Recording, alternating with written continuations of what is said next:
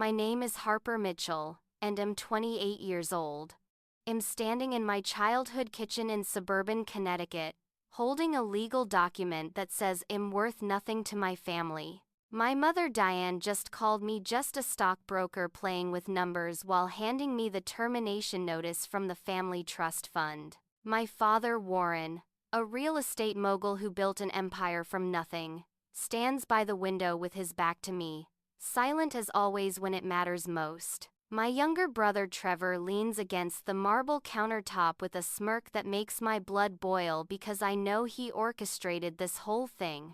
Last week, I closed an $847 million deal that made headlines across every financial news platform in the country, but my family has no idea. The irony burns like acid in my throat. My phone buzzes in my pocket, and I glance down to see a message from the Federal Reserve Chairman. Before we dive deeper into what happened next, tell me where you're watching from in the comments below. If you've ever felt underestimated by the people who should believe in you most, hit that like button and subscribe because this story gets even more intense. Trust me, you won't believe what Wall Street needed from someone whose own mother thought she was just wasting her life. Growing up in the Mitchell household meant living in Trevor's shadow, and I learned that lesson before I could even tie my shoes. Trevor was 3 years younger than me, but from the moment he could walk, my parents treated him like he hung the moon and stars. He had this effortless charm that made everyone in the room gravitate toward him. While I spent my childhood with my nose buried in books about economics and market theory, Trevor went to Harvard Business School on legacy admission after our father donated a new library wing, then slid directly into a corner office at Mitchell Properties without ever proving himself. Meanwhile, I graduated top of my class from MIT with a double major in applied mathematics and finance, and my mother's response was to ask when I planned to settle down and find a husband. 3 years ago, I started at a small hedge fund in Manhattan where nobody knew my family name, working 100-hour weeks analyzing market patterns while my colleagues went home to their families. I lived in a tiny studio apartment in Queens that smelled like the Chinese restaurant downstairs, eating ramen and sleeping 4 hours a night because I was obsessed with understanding how money really moved through global markets. My mother called once a week to remind me that stock trading wasn't a real job, that I was gambling with other people's money, and that I should be more like Trevor, who was doing important work in real estate development. She said these things casually, like commenting on the weather, not understanding that each word was a knife that cut deeper than the last. The Thanksgiving dinner 3 years ago was when everything crystallized for me. Diane invited 40 people, including aunts, uncles, cousins, and half the Connecticut Country Club set to our family estate. Over roasted turkey and wine that cost more per bottle than most people's monthly rent. She stood up to make a toast about how proud she was of Trevor for closing a shopping mall development deal in Stamford. Then she turned to me and said in front of everyone that she hoped I would find something meaningful to do with my life soon because time was running out for me to make something of myself. The table went quiet. Uncle Bernard coughed into his napkin. My cousin Sloane stared at her plate. And I sat there with a smile frozen on my face, pretending the humiliation wasn't destroying me from the inside. What my mother didn't know was that I had just turned $500,000 of my own savings into $12 million in 18 months through a series of calculated investments in emerging biotech companies. I had studied FDA approval patterns, analyzed clinical trial data, and predicted which startups would explode in value before anyone else saw the potential. When I finally told my parents about this achievement, hoping for some recognition, their reaction wasn't pride. Warren asked if I had insider information, and Diane suggested I was involved in something illegal because there was no way I could have legitimately earned that much money. Trevor sat across the dining room table that night with his arms crossed, and I watched something ugly flicker across his face. It was jealousy mixed with disbelief, and that's when his campaign to destroy me really began. The trust fund had always been a point of contention in our family. My grandfather established it decades ago with the stipulation that each grandchild would receive $15 million on their 28th birthday as seed money to build their own legacy. Trevor got his 3 years ago and immediately bought himself a waterfront mansion in Greenwich and a collection of luxury cars. My birthday was last month, and I had plans to use the money to expand my investment operations and hire a larger team. But Trevor spent the past year systematically poisoning my parents against me, spreading lies at country club gatherings that I was reckless with money and unstable in my personal life. He told my father I was dating multiple men simultaneously and living a lifestyle that would embarrass the family. He showed my mother fake screenshots of social media posts that he had manufactured using basic photo editing software, making it look like I was partying in Las Vegas and Monte Carlo when I was actually working 20-hour days in my office. When I walked into the kitchen this morning expecting a birthday celebration, Diane handed me the legal document with the family attorney Garrett Thornton standing beside her like a funeral director.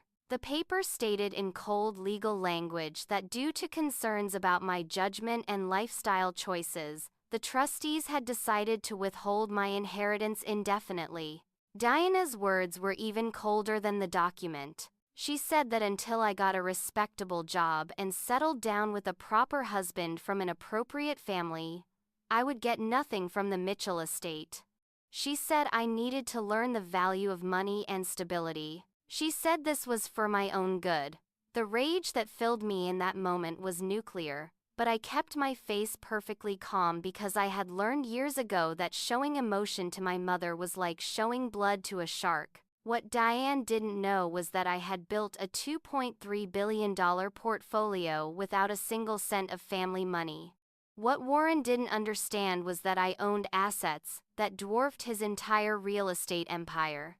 What Trevor couldn't comprehend was that while he was playing small-time games with shopping malls and apartment complexes, I was moving markets. But I said nothing. I simply folded the document, put it in my purse, and walked toward the door.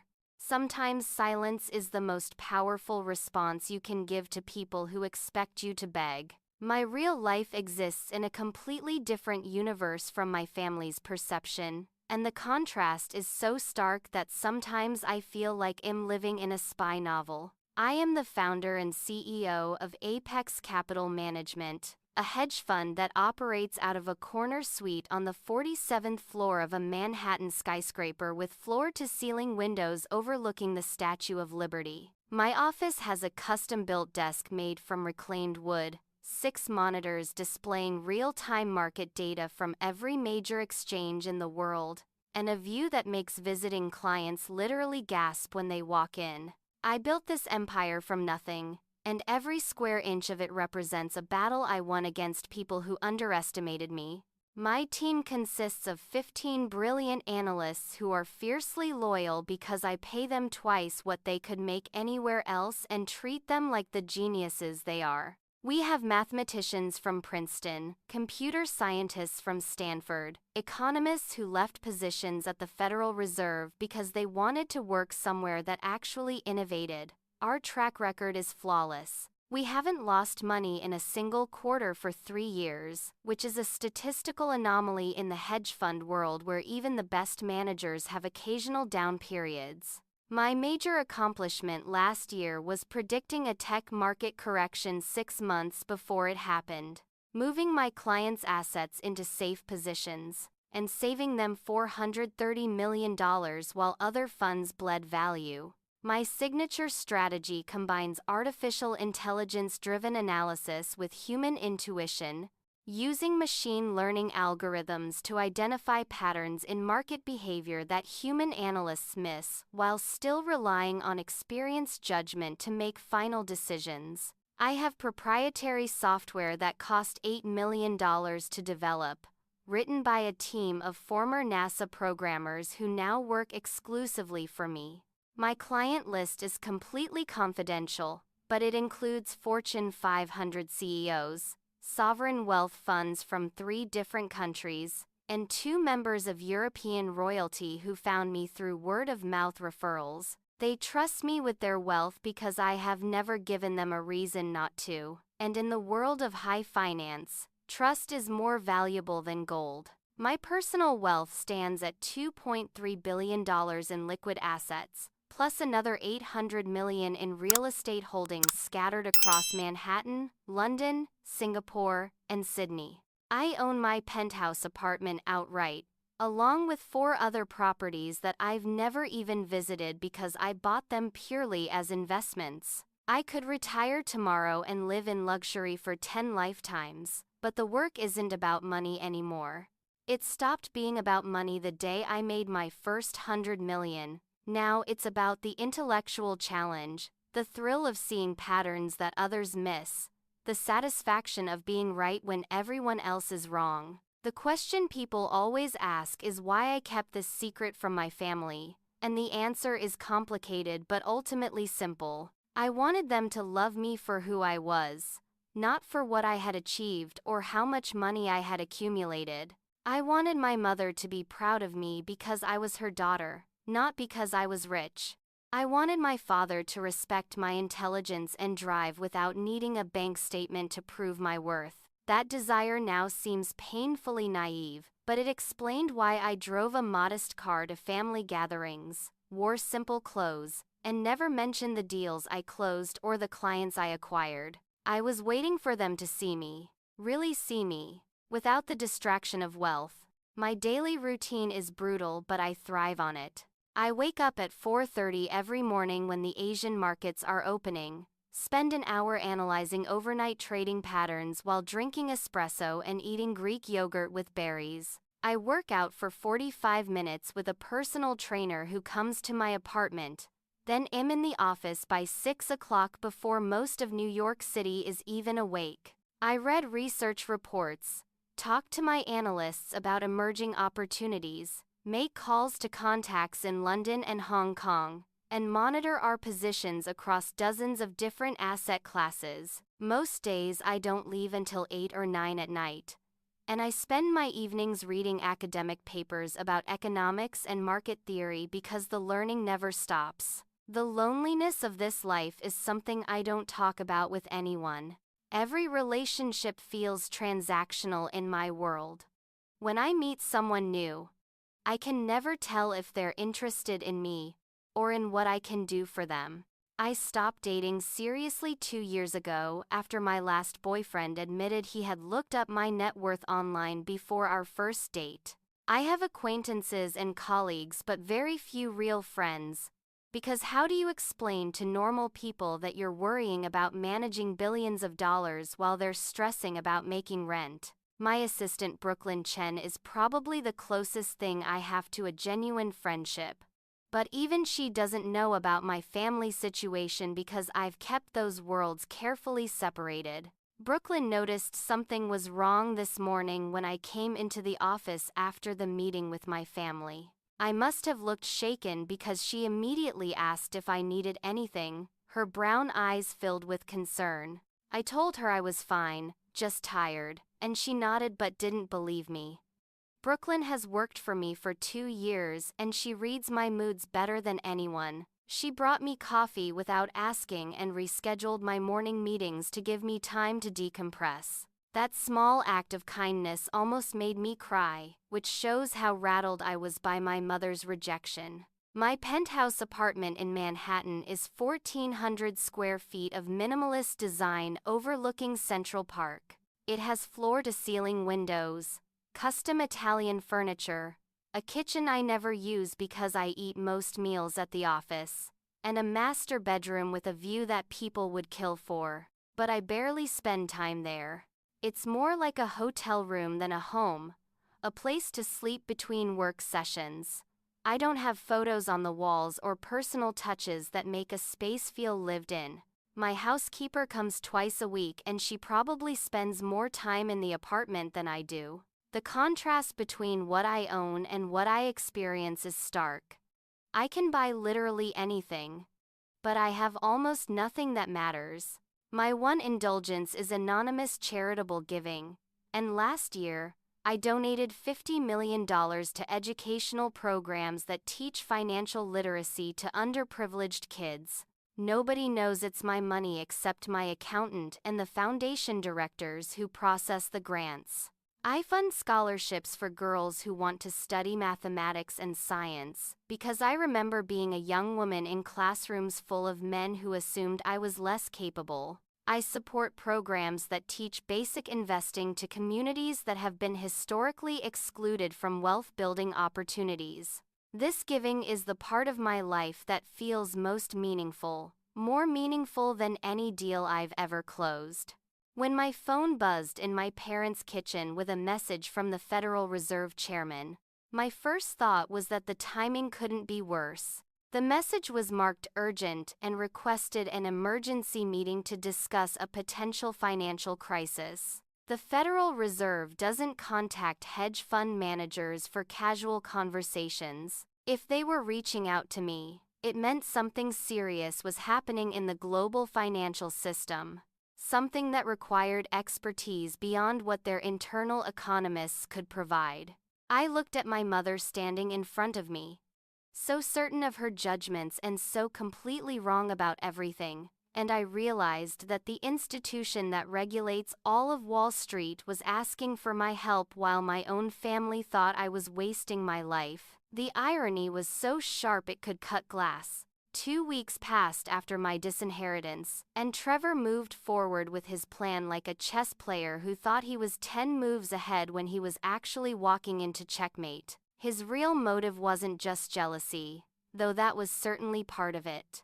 What I discovered through my network of contacts was that Trevor was financially desperate in ways that our parents didn't understand. Warren's real estate empire, the foundation of our family's wealth and reputation, was collapsing under the weight of $340 million in debt. The commercial real estate market had softened dramatically over the past 18 months. Property values were declining, and several of Mitchell Properties' largest tenants had declared bankruptcy or broken their leases early. My father was hemorrhaging cash every month trying to keep his developments afloat, and Trevor had been cooking the books to hide the extent of the damage. Trevor wasn't just hiding losses from bad investments. He had been actively embezzling from company accounts for at least 2 years, stealing money to fund his personal lifestyle of luxury cars, designer clothes, and a gambling habit that he thought nobody knew about.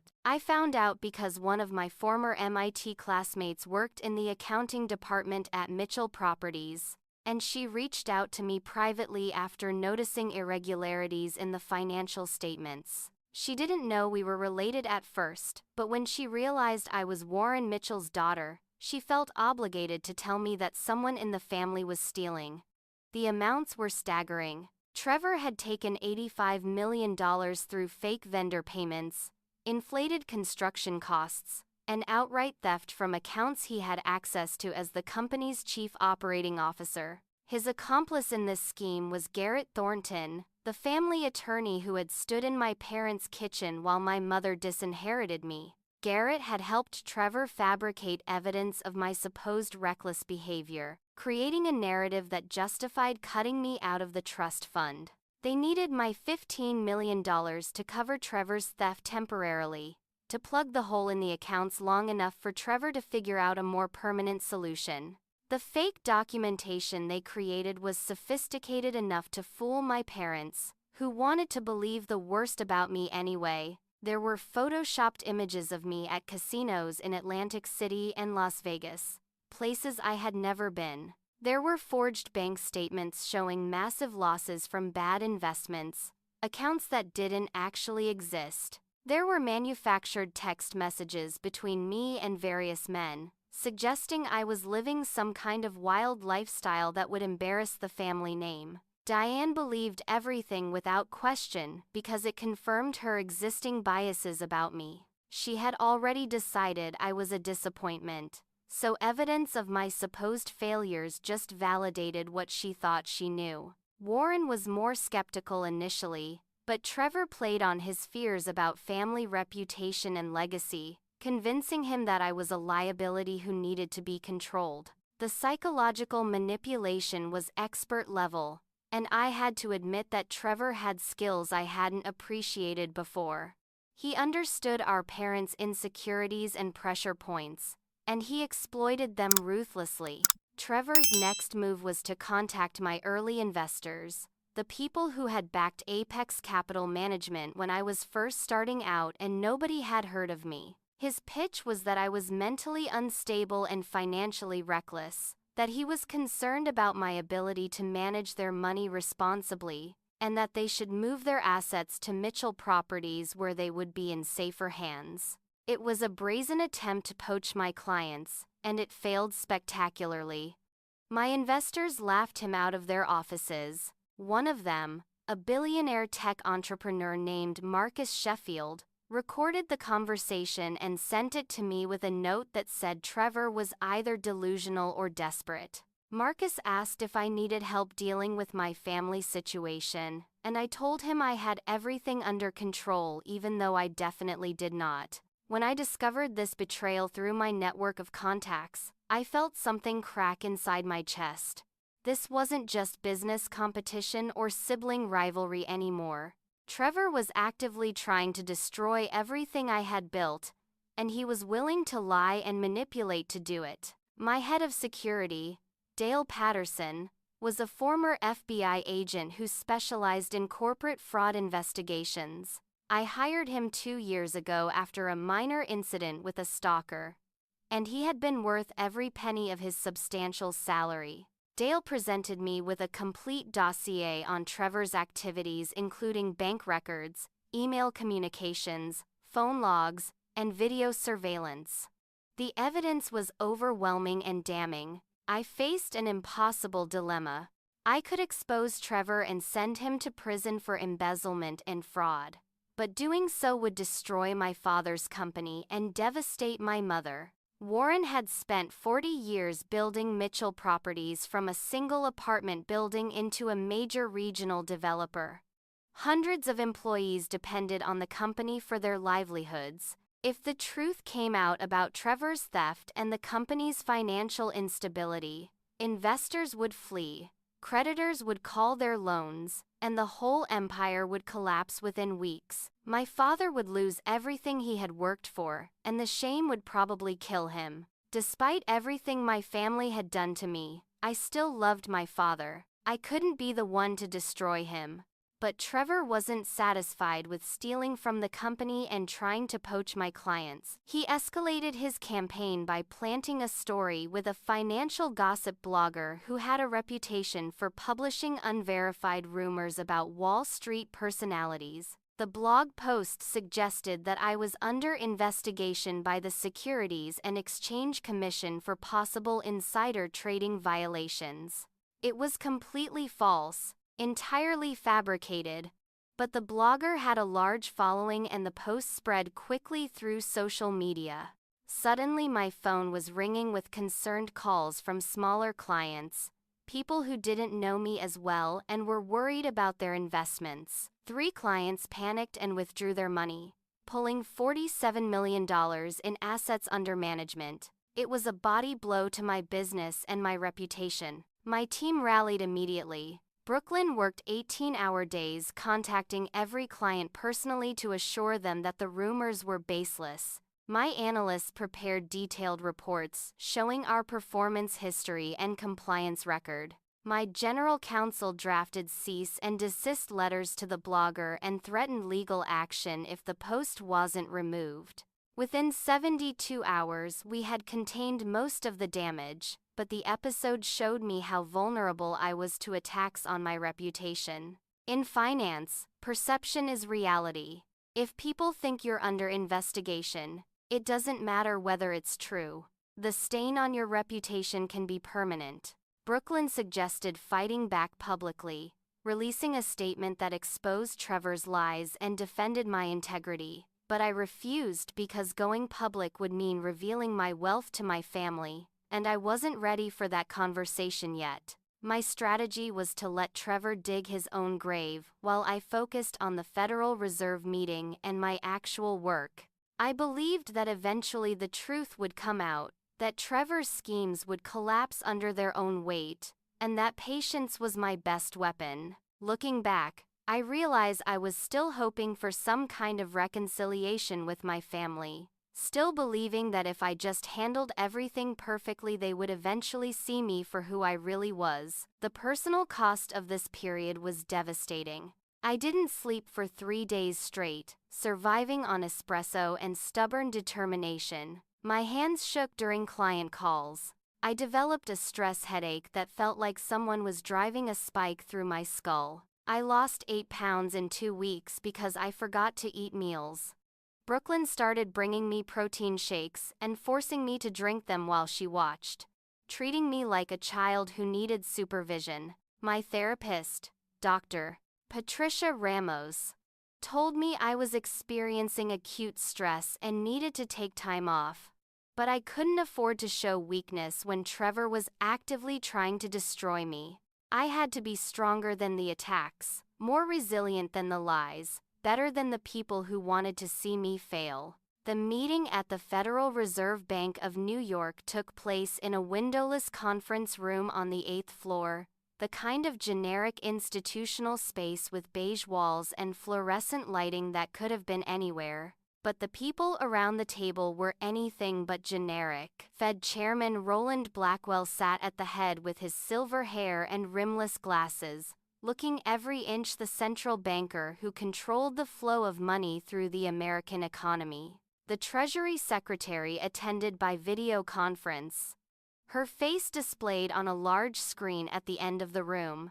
The CEOs of the 5 largest investment banks in America were present in person, men in expensive suits who collectively managed more than $8 trillion in assets. And then there was me, 28 years old, dressed in a simple navy suit from Theory that costs $300, younger than everyone else in the room by at least 20 years. The crisis they described was terrifying in its implications. A major European bank, one of the oldest financial institutions on the continent, was on the verge of collapse due to exposure to commercial real estate loans that had gone bad. The bank had 700 billion euros in assets and complex derivative positions that were interconnected with every major financial institution in the Western world. If it failed suddenly, the contagion would spread through the global banking system like a virus, potentially wiping $2.7 trillion from world markets within a matter of days. It would make the 2008 financial crisis look like a minor correction by comparison. The European Central Bank had already attempted 2 emergency interventions, but the situation continued to deteriorate because the fundamental problems were structural rather than merely issues of liquidity. Previous solutions had failed because traditional economists were applying old frameworks to new problems. They were trying to use tools designed for 20th century financial crises to solve 21st century interconnected global markets. And it wasn't working. The reason they called me specifically was because of a white paper I had published 3 years ago under a pseudonym about systemic risk mitigation in globally connected financial markets. I had written it during a slow week at work, more as an intellectual exercise than anything else, and submitted it to an obscure academic journal that almost nobody read. But apparently people at the Federal Reserve read everything, and they had been tracking my work ever since.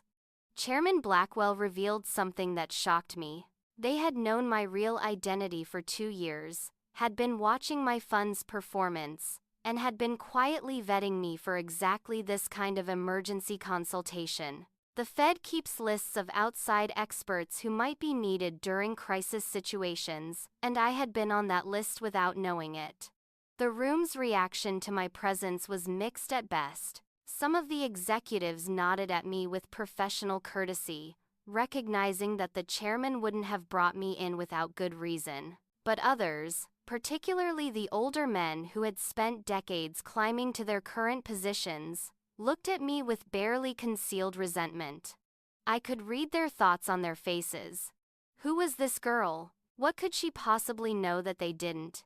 One CEO, in particular, Gordon Sheffield, was openly hostile from the moment I sat down. He ran one of the oldest investment banks in America, an institution that traced its history back to before the Civil War. Gordon was 63 years old with white hair, a permanent scowl, and a reputation for being brilliant but absolutely ruthless in his business dealings. When Chairman Blackwell introduced me and explained my role, Gordon literally laughed out loud. He said, and I quote, "We're trusting a girl who plays with computers to save the global economy?"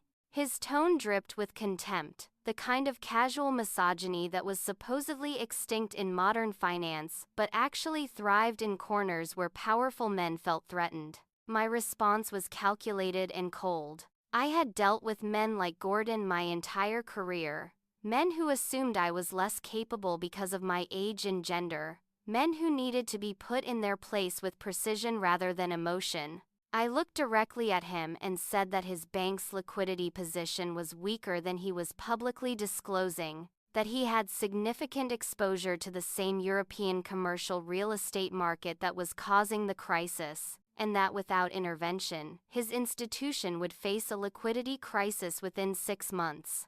I provided specific numbers about his derivative positions, his capital ratios, and his funding sources.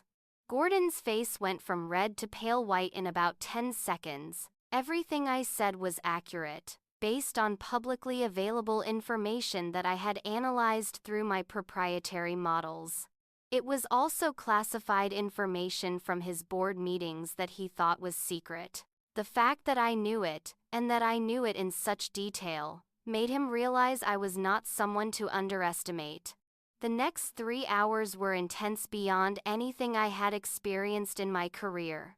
I presented my solution to the crisis, a 3-phase approach that required coordinated intervention by central banks across 6 different countries. Phase 1 involved immediate liquidity injections totaling $180 billion, structured as temporary currency swaps that would stabilize the failing European bank without triggering panic in the markets. Phase 2 required systematic debt restructuring, working with the bank's creditors to extend maturities and reduce interest payments while maintaining the overall credit relationships. Phase 3 was the most ambitious, a new regulatory framework that would require major banks to hold additional capital against interconnected derivative positions, reducing systemic risk over a 5-year implementation period. The key insight in my plan was recognizing that the crisis wasn't purely financial but psychological. Markets were panicking because investors didn't trust that regulators understood the scope of the problem or had the tools to fix it.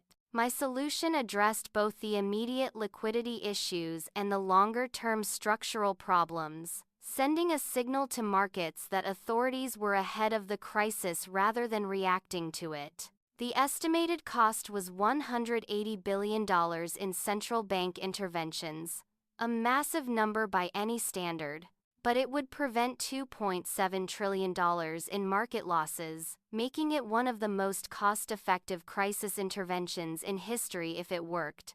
The room debated my plan with the kind of intensity that comes when trillions of dollars and potentially the entire global economy hang in the balance. Some executives immediately saw the elegance of the approach and supported implementation. Others raised concerns about moral hazard, about bailing out a bank that had made bad decisions, about setting precedents that would encourage future risk-taking. The Treasury Secretary asked detailed questions about the mechanics of the currency swaps and the timeline for unwinding them. The debate went in circles for almost 2 hours, with various people proposing modifications and adjustments to my core framework. Chairman Blackwell finally cut through the discussion with a decision. He announced that the Federal Reserve would implement my plan, and that I would be appointed as a special consultant to oversee the execution.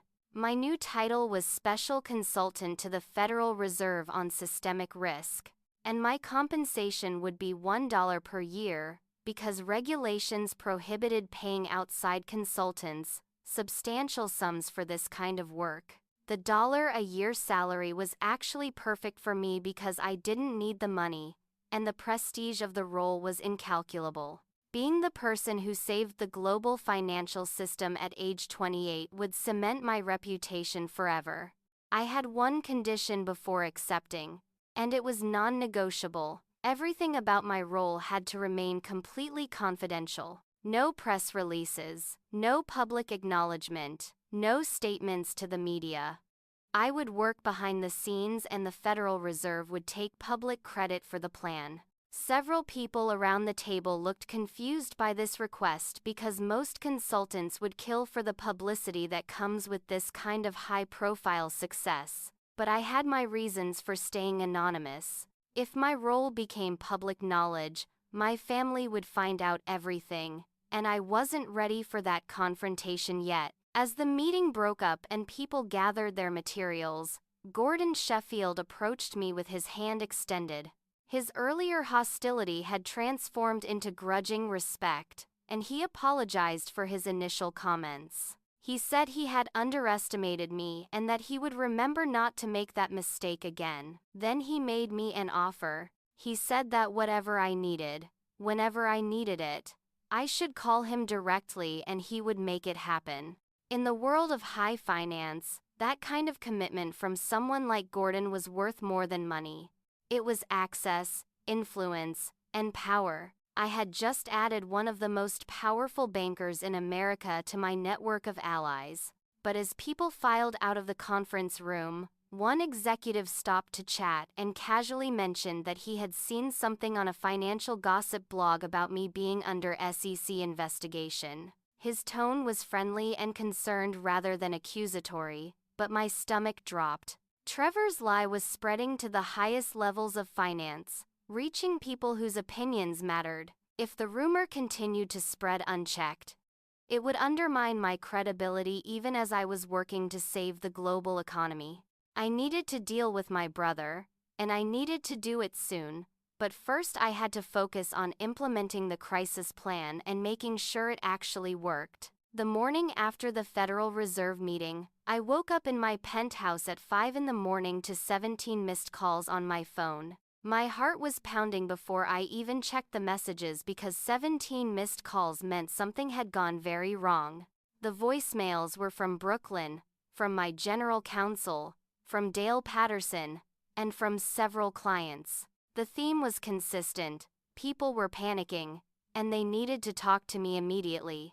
The crisis was Lucia Hartley, a billionaire heiress who had inherited a technology fortune from her father and invested $230 million with Apex Capital Management. Lucia was pulling her entire investment immediately, and she wanted her money wired to her bank account within 48 hours.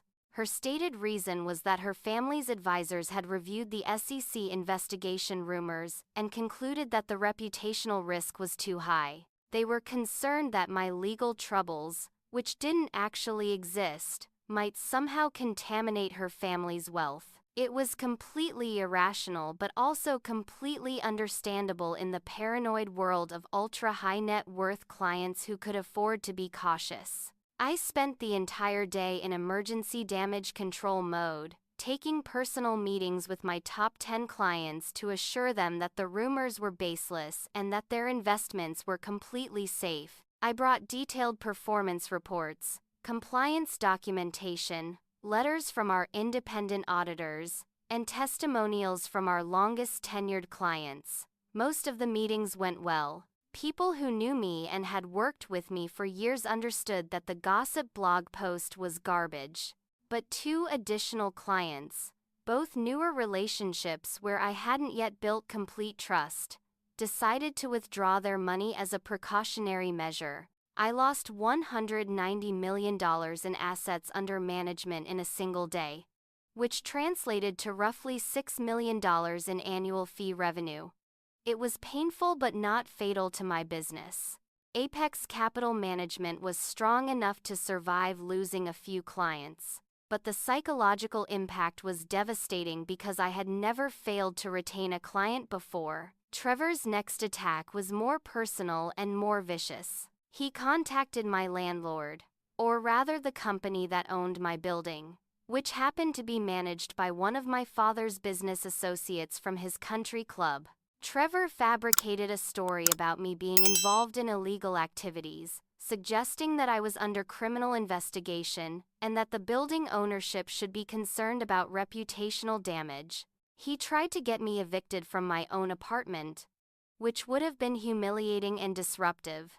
The attempt failed because I own my penthouse outright through a limited liability company, not renting but owning, so there was no landlord who could evict me. But the fact that Trevor tried showed how far he was willing to go. He wasn't just attacking my business anymore. He was attacking my home, my personal life, trying to make me feel unsafe and unstable. The psychological warfare was working. I felt attacked from every direction simultaneously, unable to defend myself adequately because I couldn't reveal my Federal Reserve role or my true net worth without triggering the family confrontation I was trying to avoid. I wasn't sleeping well. My appetite had disappeared completely, and I was starting to make small errors in my work that I normally never made. During one client call, I mixed up two different companies' ticker symbols and had to apologize and correct myself. It was a minor mistake, but it rattled me because I prided myself on never making those kinds of errors. My mother called me during this period, and for one brief moment I hoped she was reaching out to apologize or at least to check on how I was doing. Instead, she lectured me about bringing shame to the family name. She said people were talking, that she had heard rumors at her book club and her Pilates class, that the Mitchell family reputation was being damaged by whatever I was involved in. She told me to stop whatever I was doing, to get a normal job, to live a quiet life that wouldn't attract attention. The entire conversation lasted maybe 3 minutes, and she never once asked how I was feeling or whether I needed help. It was all about her embarrassment, her social status, her comfort. When I hung up the phone, I sat in my office with my head in my hands and fought the urge to scream. I almost broke in that moment. I almost called my mother back and told her everything, revealed my wealth and success and power just to prove that I wasn't the failure she thought I was. But I stopped myself because I realized that doing so would be giving in to the same dynamic that had controlled my relationship with my parents my entire life. I would be seeking their approval based on external achievements rather than who I was as a person. I wanted my mother to love me because I was her daughter, not because I was a billionaire. That desire seemed increasingly unrealistic, maybe even pathetic, but I couldn't let it go. Trevor's most vicious attack came through my ex-boyfriend Wyatt Lancaster. Wyatt was an investment banker at Goldman Sachs who I had dated for about 8 months 2 years ago. The relationship ended amicably when we both realized we were too busy with our careers to give each other the attention a relationship needed. We remained friendly, occasionally texting to catch up, no hard feelings on either side. Trevor approached Wyatt with an offer of $500,000 to make public allegations about my supposed unethical behavior during our relationship. He wanted Wyatt to claim that I had pressured him for insider information, that I had tried to manipulate him into sharing confidential deal information that I could use for trading. Wyatt's response restored some of my faith in humanity. He recorded the entire conversation with Trevor on his phone, then sent the audio file to me with a message that said your brother is out of his mind and you need to protect yourself. The recording was clear evidence of Trevor attempting to suborn perjury and commit fraud. It was also evidence of witness tampering and possibly extortion depending on how a prosecutor wanted to charge it. This was the first concrete proof I had of Trevor's criminal behavior beyond the embezzlement, and it was exactly the kind of evidence that could send him to prison for years. My first ally emerged from an unexpected source during this crisis. Clarence Whitmore had been the chief financial officer of Mitchell Properties for 23 years, a quiet numbers man who kept the books and managed the accounting department while my father focused on deals and development. Clarence was 59 years old, balding, wore thick glasses, and was the most honest person I had ever met in the real estate business. He discovered Trevor's embezzlement while preparing for the quarterly audit, noticed discrepancies in vendor payments that didn't match up with actual work performed. When he dug deeper, he found the whole corrupt scheme: $85 million stolen through fake invoices and inflated expenses. Clarence was terrified when he reached out to me. He asked me to meet him at a diner in New Jersey, far from anywhere we might be recognized, late at night when the place was almost empty. He brought a briefcase full of financial documents and laid them out on the table between plates of cold coffee and untouched pie. He told me that Warren's empire would collapse within 60 days without major intervention. The company's debt was $340 million, and Trevor had stolen another $85 million that was supposed to be in reserves. Several major loan payments were coming due, and there wasn't enough cash to cover them. If Mitchell Properties defaulted, creditors would force bankruptcy, and my father would lose everything. Clarence's plea was heartbreaking. He asked if I could help my father without exposing Trevor, if there was some way to inject capital or restructure the debt that would save the company. He knew I worked in finance, but he had no idea about my actual wealth or success. He probably thought I might be able to help my father get a loan or connect him with investors. What he didn't know was that I had more than enough money to solve the entire problem with a single wire transfer. But helping my father meant making an impossible choice. Did I save the family business and let Trevor escape consequences for his crimes? Or did I let everything collapse and watch my father lose his life's work? Neither option felt right, but I had to choose. I made my decision in that New Jersey diner while Clarence Whitmore watched me with desperate hope in his eyes. I would save my father's company, but I would do it on my terms and in a way that ensured Trevor could never threaten anyone again. The plan I formulated over the next week was complex and required perfect execution, but I had the resources and expertise to make it work. Step 1 was documentation. I had my legal team, which consisted of top litigators from 3 different white shoe law firms, compile every piece of evidence against Trevor into a comprehensive case file. We documented the embezzlement with bank records, wire transfers, fake invoices, and accounting irregularities. We included the audio recording of Trevor trying to bribe Wyatt, screenshots of his attempts to poach my clients, and evidence of his role in fabricating the disinheritance documents. We documented Garrett Thornton's complicity with email communications and meeting notes. The file was 600 pages long and represented an airtight criminal and civil case that could send both men to prison for a decade or more. Step 2 was financial intervention, and this was the risky part. I used a network of shell corporations and offshore entities to quietly purchase all $340 million of Warren's company debt from the various banks and lenders who held it. The transactions took place over 11 days. Structured to look like different buyers acquiring the debt at market prices. None of the sellers knew they were all selling to the same ultimate purchaser, which was me through multiple layers of corporate entities. The cost was exactly $340 million, a significant portion of my liquid assets, but the strategic value was immense. I now controlled my father's company's fate. If I called the loans, Mitchell Properties would be bankrupt within a week, but I could also forgive the debt, restructure the terms, or do anything else I wanted because I was the creditor. Step 3 was watching my Federal Reserve plan succeed in real time. Over the course of 2 weeks, central banks implemented the coordinated intervention exactly as I had designed it. The European Bank was stabilized with emergency liquidity injections. Debt restructuring negotiations began with creditors. Market confidence started to return as investors realized that regulators were ahead of the crisis rather than reacting to it. Stock markets that had been declining sharply reversed course and rallied. Credit spreads that had widened dramatically narrowed back to normal levels. It worked. My plan actually worked. and I had helped prevent a global financial catastrophe.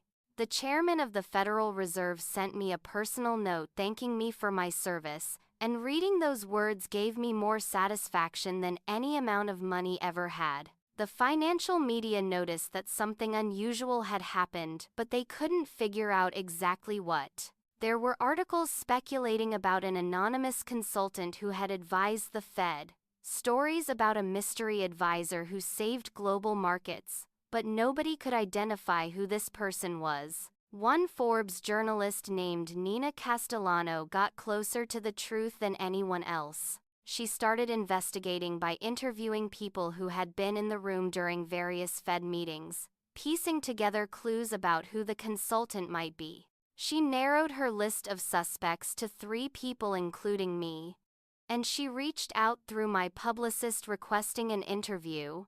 I declined the interview but sent her a note thanking her for her discretion and asking her to hold the story until I was ready to go public.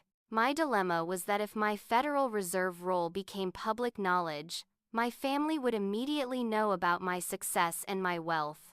The confrontation I had been avoiding would be forced upon me before I was ready, but I also realized that I couldn't hide forever, that eventually the truth would come out one way or another, and that I needed to control the narrative rather than letting others control it for me. Trevor's desperation increased dramatically as his situation became more unstable. He knew the quarterly audit was coming in 3 weeks, and he knew that Clarence Whitmore was meticulous enough to find the embezzlement. He was running out of time and options, and desperate people do stupid things. His biggest mistake was trying to hack into Apex Capital Management's computer servers to find dirt he could use against me. He hired a private investigator who in turn hired a hacker who attempted to penetrate our cybersecurity systems. What Trevor didn't know was that my head of cybersecurity was Dustin Kim, a former National Security Agency analyst who specialized in offensive cyber operations.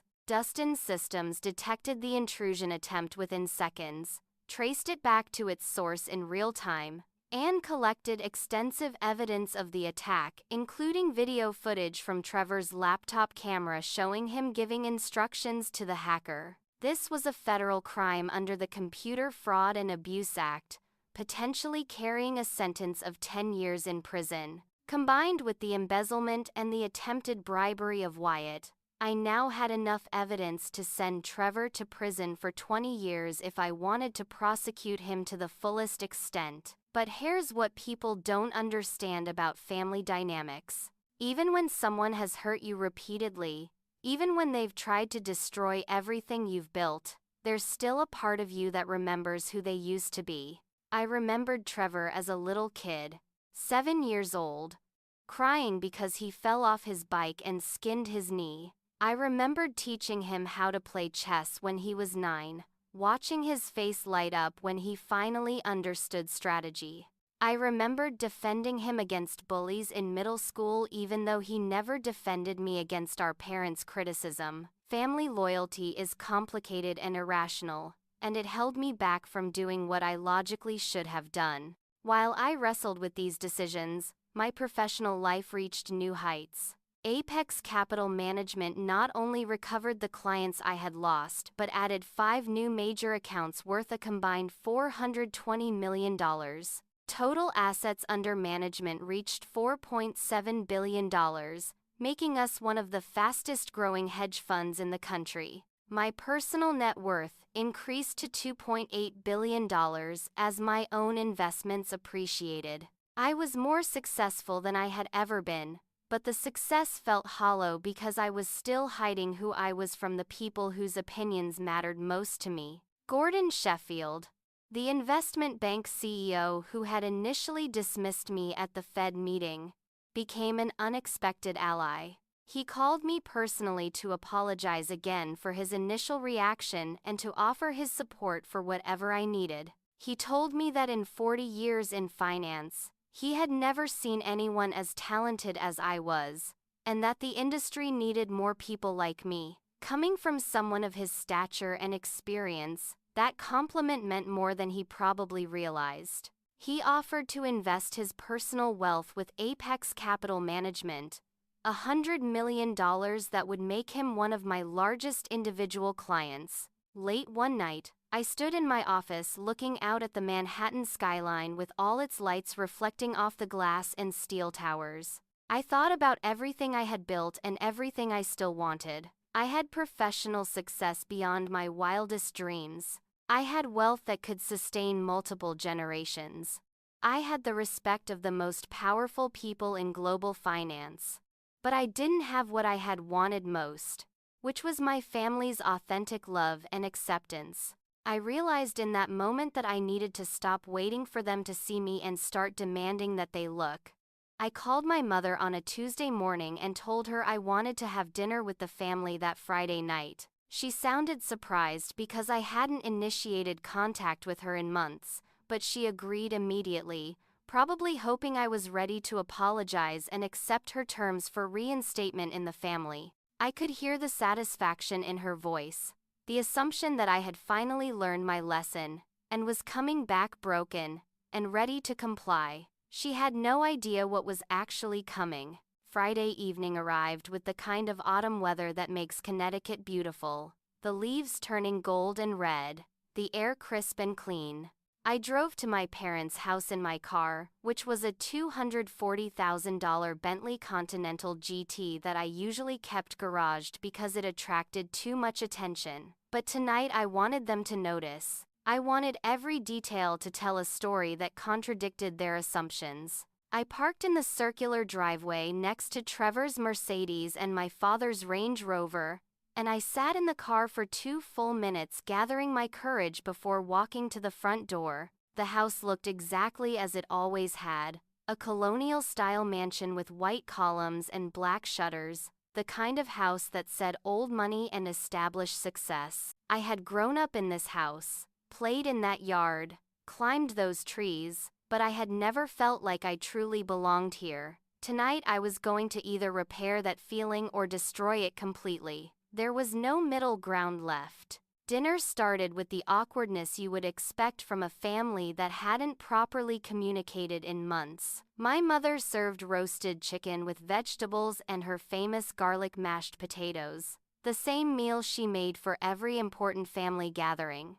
My father sat at the head of the table looking older and more tired than I remembered, with new lines around his eyes and gray creeping into his hair at the temples. Trevor was overconfident, making jokes about his recent golf scores and talking about a new development project as if everything in his life was perfect. He had no idea that I knew about the embezzlement, about the hacking attempt, about any of it. My mother made passive-aggressive comments throughout the first course, little remarks about how nice it was that I finally made time for family, how she hoped I had been thinking about what she said about getting a real job, how Cousin Bethany had just gotten engaged to a wonderful lawyer from a good family. Each comment was designed to remind me of my supposed failures and my position at the bottom of the family hierarchy. I let her talk, eating my dinner calmly, waiting for the right moment.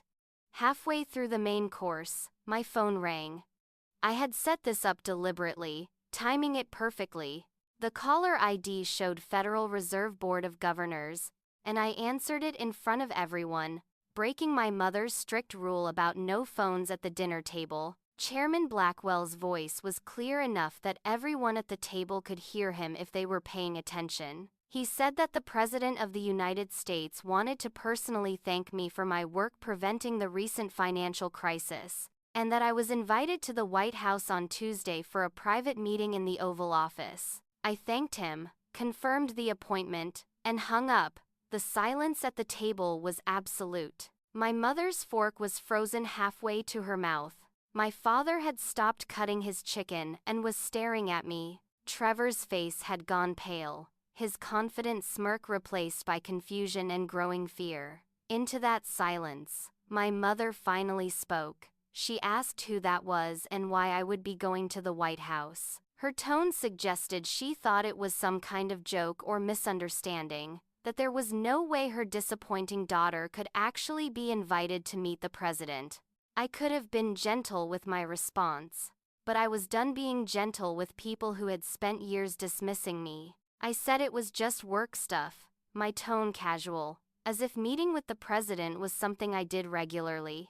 Trevor asked what kind of work, and I could hear the nervousness in his voice because he was starting to realize something was very wrong with his understanding of reality. That's when I decided it was time to end the charade and reveal everything.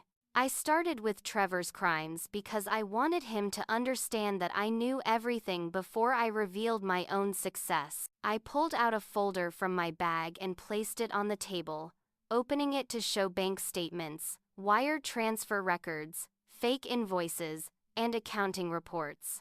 I walked through the evidence methodically, explaining how Trevor had stolen $85 million from Mitchell Properties over the past 2 years. I showed them the video stills from his laptop camera during the hacking attempt on my company's servers. I played the audio recording of him trying to bribe Wyatt to make false accusations against me. Trevor's face went through a progression of colors, from pale white to red to a sickly gray-green. He tried to deny everything at first, saying the documents were fake, that I had manufactured evidence. When that didn't work, he tried to deflect, suggesting that everyone cut corners in real estate development and that the money would have been repaid eventually. When deflection failed, he tried to blame others, claiming that Garrett had advised him that the transactions were legal. Each lie dug him deeper, and I countered every point with more evidence until he finally fell silent. My father's reaction was exactly what I expected. Shock turned to rage, his face flushing red as he realized his son had been stealing from the company he had spent 40 years building. Warren stood up from the table so fast his chair fell over backward, and he started yelling at Trevor with an anger I had never seen from him before. But my mother's response surprised me and broke my heart at the same time. Instead of being angry at Trevor for his crimes, she attacked me. She accused me of setting up my own brother, of manufacturing evidence to destroy him, of being vindictive and cruel. She asked what kind of sister would do this to her own family. That's when I understood with complete clarity that I would never win my mother's approval no matter what I did or how successful I became. She had decided decades ago that Trevor was her golden child, and I was her disappointment, and no amount of evidence would change that fundamental bias. The realization was liberating in a strange way. I stopped trying to make her understand and simply continued with my revelations. I stood up from the table and placed another folder in front of my father. This one contained debt forgiveness documents, already signed by me through my various corporate entities, showing that I had purchased and was forgiving all $340 million of Mitchell Properties debt. I told my father that his company was saved, that he no longer owed anything to the banks or creditors, that he could continue building and developing without the crushing pressure of those payments. I said "You're welcome" in a tone that was calm and matter-of-fact, and I watched tears fill my father's eyes for the first time in my life. Then I turned to my mother and delivered the final revelation. I pulled out my phone and opened my Bloomberg Terminal app, which displayed my personal profile complete with my net worth of $2.8 billion. I showed her the unreleased Forbes article that Nina Castellano had sent me for fact-checking, the one identifying me as the anonymous Federal Reserve consultant who had saved the global financial system. I showed her screenshots of Apex Capital Management's assets under management, now at $4.7 billion. I placed my phone on the table between us and said that since she thought I was just a stockbroker wasting my life, here was the truth about what I had actually built. My mother's stunned silence was the loudest sound I had ever heard. She picked up my phone with shaking hands and scrolled through the information, her face going through denial, shock, disbelief, and finally acceptance. She tried to speak several times but no words came out. My father came around the table to look at the phone, and when he saw the numbers, he sat down heavily in the nearest chair as if his legs wouldn't hold him anymore. Trevor's complete collapse was almost pitiable. He realized in that moment that he had tried to destroy someone infinitely more powerful than he had imagined, that his petty schemes and lies had been nothing but irritants to someone who operated on a completely different level. He had thought he was playing chess when I was actually playing a completely different game on a board he couldn't even see. The silence around that dinner table stretched for what felt like hours but was probably only 3 minutes. My father finally broke it by speaking my name.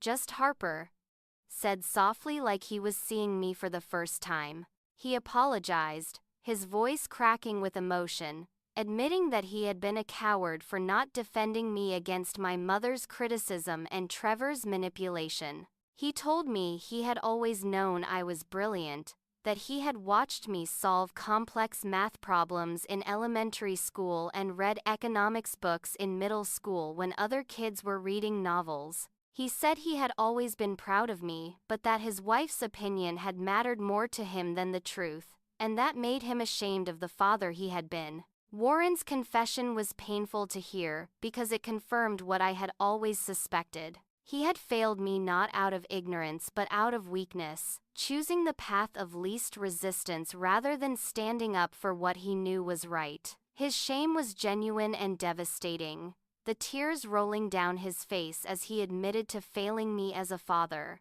Part of me wanted to comfort him and tell him it was okay, but I couldn't because it wasn't okay. The damage had been done and we both had to live with it. Trevor tried to leave the dining room, pushing his chair back and heading for the door, but I stopped him with a single sentence. I told him he had two choices. He could turn himself into the Securities and Exchange Commission and cooperate fully with investigators, accepting whatever sentence came from his crimes, or I would release all the evidence publicly and pursue every criminal charge possible, including the computer fraud and attempted bribery. My terms were non-negotiable. In exchange for his cooperation and guilty plea, I wouldn't pursue the hacking charges, and I would provide lawyers to help minimize his sentence. But there was no third option where he escaped consequences entirely. Trevor's desperation in that moment was absolute. He begged for mercy, promising to pay back every cent he had stolen, claiming the pressure of the job had driven him to make terrible choices, swearing he would never do anything like this again. His excuses were pathetic and his promises were meaningless. I had heard addicts make similar promises, and I knew that people who steal $85 million don't just pay it back and reform. The pattern was too deep, the thinking too corrupt. He needed to face real consequences or he would just find new ways to harm people. Garrett Thornton, the family attorney who had enabled so much of Trevor's scheme, faced his own reckoning over the following weeks. I provided evidence of his complicity to the State Bar Association, and he was disbarred after a hearing that destroyed his professional reputation. He avoided prison time because the criminal charges related to his specific actions were borderline and my testimony was limited to protect other parts of my strategy. But losing his law license ended his career and his ability to harm anyone else through legal manipulation. My mother's breakdown was complete and almost frightening to witness. She refused to accept what I had shown her, insisting that the documents were fake, that I was lying, that this was some elaborate deception designed to destroy Trevor and make her look foolish. She accused me of manufacturing bank statements and forging Federal Reserve communications, spinning increasingly desperate theories about how I had fabricated everything. But my father backed me up, telling her firmly that our daughter had just saved everything we built, and that she needed to stop denying reality. Diane eventually left the dining room and locked herself in her bedroom, and we could hear her crying through the door. My father and I talked alone in his study after my mother retreated and Trevor left with his tail between his legs. Warren asked me why I had stayed silent for so long when I had achieved so much. I gave him the honest answer that I had been too scared to say out loud before. I told him I wanted to be loved for being his daughter, not for being rich or successful or powerful. I wanted my family to value me as a person, not as a collection of achievements and bank account balances. That desire seemed naive now, maybe even stupid, but it had driven all my choices about secrecy and hiding. My father asked if our relationship could be repaired, and I told him the truth. I needed time and space to heal from years of dismissal and criticism. I needed him to stand up to my mother and establish boundaries about how she spoke about me and treated me. Until both my parents could accept me as I actually was, not as who they wanted me to be, I needed distance from the family. That distance wasn't punishment but self-protection, a way to build a healthy life without constantly seeking approval that might never come. Trevor's fate unfolded quickly once the legal process started. Within 1 week, he surrendered to federal authorities with lawyers I had hired and paid for, because I wanted to ensure he cooperated fully. He negotiated a plea deal with prosecutors that included 3 years in minimum security federal prison, full restitution of whatever money could be recovered from his assets, 5 years of probation after release, and permanent prohibition from working in any financial services role. The sentence was lighter than what he deserved but heavier than what he had feared, a compromise that satisfied no one but resolved the situation. The Mitchell family scandal broke in the local Connecticut business press with headlines about a real estate mogul's son embezzling millions from his father's company. But my name was kept completely out of all coverage through strategic work by my public relations team and agreements with prosecutors. I used my network of contacts in media and law to protect my family's privacy as much as possible, not for their sake but because I didn't want my own name associated with Trevor's crimes. The story ran for about 2 weeks before newer scandals pushed it out of the news cycle. Warren's company was restructured according to my specifications. I installed a new chief executive officer with experience in real estate turnarounds, brought in fresh board members with no connection to the family, and established governance systems that would prevent future fraud. My father remained as chairman emeritus, a ceremonial role with no operational control, able to maintain his dignity but not his power. The 340 employees of Mitchell Properties kept their jobs, and the restructuring actually made the company more profitable within 6 months because the new management was better than the old. My mother didn't speak to me for 3 months after that dinner. I received updates from my father who told me that Diane was in therapy, working through her bias toward Trevor and her critical attitude toward me. He said she was slowly processing the truth, but that change was difficult for her because it required acknowledging how wrong she had been for so many years. I appreciated the updates, but I didn't reach out to her because I knew she needed to come to me on her own terms when she was ready. The personal cost of saving my family was significant in both financial and emotional terms. I had spent $340 million purchasing and forgiving the debt, money I could afford to lose but still represented a major portion of my liquid assets. I had lost clients worth $190 million in management fees over the lifetime of those relationships. More importantly, I had spent enormous emotional energy on people who had never appreciated me, and that investment felt wasted in many ways even though I knew it had been necessary. But there were also unexpected benefits. The experience taught me that I didn't need my family's approval to validate my worth, that I could stand on my own and build a life based on my own values rather than constantly seeking external validation. The freedom that came from that realization was worth more than any amount of money. 6 months passed, and my life transformed in ways I couldn't have predicted when I walked out of that dinner at my parents' house. Apex Capital Management emerged stronger than ever from the crisis period.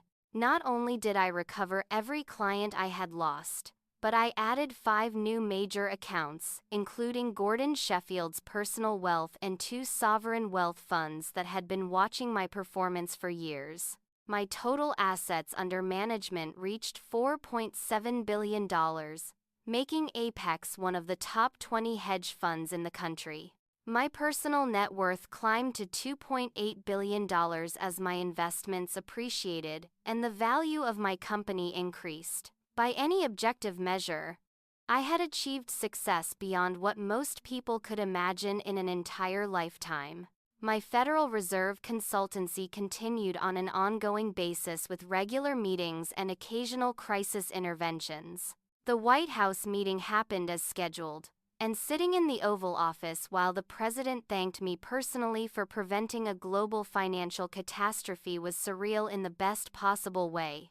The president offered me a position as chair of the Council of Economic Advisors, a cabinet-level appointment that would have made me one of the youngest cabinet members in American history. I declined the offer because I valued my independence and my ability to speak truth without political constraints, but the fact that it was offered validated everything I had built. My public profile remained relatively low by my own choice, though I was no longer completely anonymous. The Forbes article eventually published, naming me as one of the youngest self-made billionaires in America, and highlighting my philanthropic work more than my investment returns. The profile was fair and accurate, focusing on my foundation's educational programs rather than sensationalizing my wealth. I gave Nina Castellano an exclusive interview in which I talked about financial literacy education and the importance of teaching young people about investing,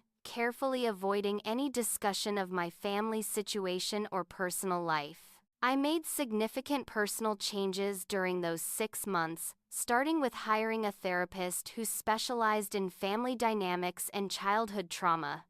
Dr. Patricia Ramos helped me understand that my drive for success had been partly about compensating for lack of parental approval, that I had been trying to achieve enough that even my mother would have to acknowledge me. Working with Patricia, I learned to separate my self-worth from external validation and to define success on my own terms, rather than constantly measuring myself against others' expectations. My work habits shifted dramatically as I focused more on building a sustainable life rather than just a successful career. I started leaving the office by 7 in the evening instead of staying until 10 or 11. I hired 2 additional senior analysts to share the workload so I wasn't personally managing every detail of every trade. I took weekends off for the first time in years, spending Saturdays hiking in the Hudson Valley or visiting art museums in Manhattan. These changes made me more effective during working hours because I was better rested and more focused. I started dating again, cautiously and without expectations, but at least open to the possibility of finding someone who saw me as a whole person, rather than just a collection of achievements. Brooklyn Chen evolved from being my assistant to being a genuine friend, perhaps my first real friend in years. We had dinner together every Wednesday night at different restaurants around the city, talking about life and relationships and dreams beyond work. Those conversations helped me reconnect with parts of myself I had neglected while building my empire. Trevor wrote me letters from prison starting about 2 months into his sentence. The first letters were self-pitying and full of excuses, but gradually they evolved into something more genuine. He took accountability courses and started therapy mandated by his plea agreement, and the change in his thinking showed in his writing.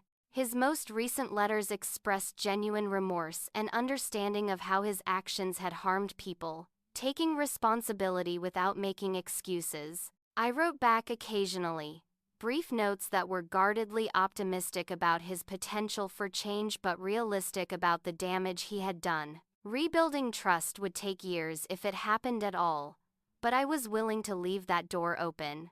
My father made consistent progress in rebuilding our relationship through simple consistency and time. Warren called me every Sunday morning at 9 o'clock, the same time every week, and we talked about everything except business for exactly 30 minutes. These conversations started superficial, discussing weather and books and news, but gradually became more authentic as we learned how to communicate without the family drama interfering. 4 months after the confrontation dinner, my father admitted that he was learning who I really was for the first time, that he had always seen me through a filter of his wife's opinions rather than forming his own views. He told me he was proud of me, and I actually believed him. The most complicated relationship remained with my mother. 4 months after I revealed everything, Diane finally called me. The first conversation was stilted and awkward, filled with long pauses and careful word choices. She couldn't apologize yet, wasn't ready to acknowledge the full extent of her mistakes, but at least she was trying to engage. We met for coffee 3 times over the following 2 months, always at neutral locations like Starbucks or small cafes where neither of us had history. The conversations were difficult and sometimes painful, but they represented progress. My mother's transformation came through therapy that revealed patterns from her own childhood. Her mother had favored her older brother, giving him opportunities and praise while treating Diane as less important. Unconsciously, my mother had repeated that same pattern with Trevor and me, recreating the family dynamic that had hurt her as a child. Understanding the psychological roots of her behavior didn't excuse it, but it helped explain why she had been so resistant to seeing me clearly. Breaking those patterns required work that she was finally willing to do. The breakthrough happened 5 months after our confrontation when Diane asked me to explain my work in detail. We sat in my office, just the two of us, and I walked her through what I actually did every day. I explained market analysis, risk management, client relationships, regulatory compliance, all the pieces of running a successful hedge fund. For the first time in my life, my mother listened without judgment, asked thoughtful questions, and tried to genuinely understand my world. She looked at my monitors displaying real-time market data, met members of my team, and saw the respect they showed me. At the end of that visit, she hugged me and whispered that she was starting to see who I really was. It wasn't a full reconciliation, but it was a beginning. The truth is that full reconciliation might never happen, and I've made peace with that possibility. I don't need my mother's approval anymore to feel good about my life and my choices. Having her approval would be nice, a gift I would gladly accept, but lacking it no longer defines my sense of self-worth. That shift in perspective freed me from decades of seeking validation from someone who couldn't or wouldn't give it.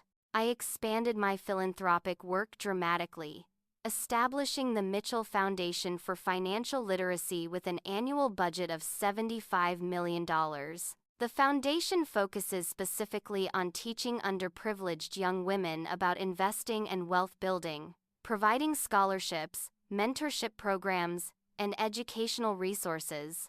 In our first year, we helped 10,000 students across 30 states learn the skills they need to build their own financial futures. My motivation was ensuring that other girls didn't need their family's approval or permission to pursue their dreams, that they could build wealth and independence regardless of what their parents thought about their choices. The irony is that my mother saw news coverage of the foundation's work on a local television program, and that's when she finally broke down and cried.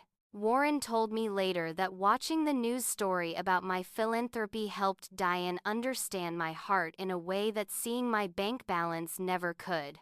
She realized I wasn't trying to prove anything or show off my wealth, but genuinely wanted to help people who had struggled the way I struggled.